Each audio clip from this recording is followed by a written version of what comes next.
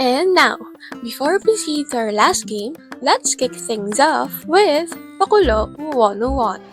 This activity aims to ease any tensions and irritations that may have arisen from the recent game, the debate in a box. The Game Master requests all members of ROTC to stand up. As many of know, our Game Master or I was also part or member of ROTC.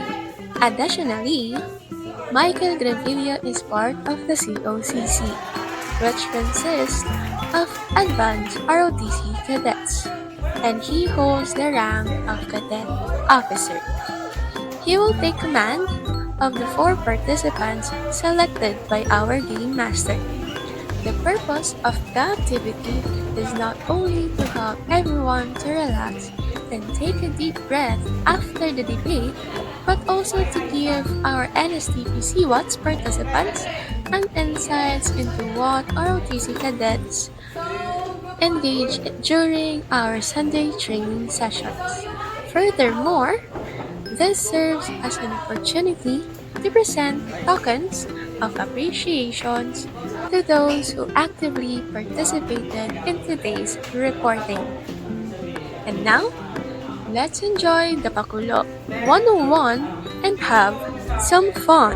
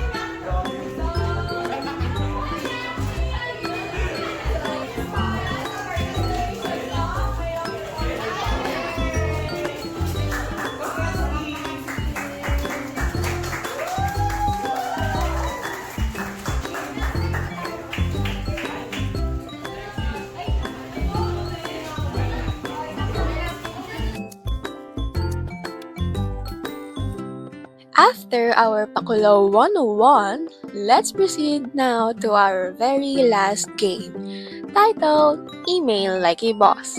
This activity is similar to what Group 6 previously organized, but I have made some adjustments to it.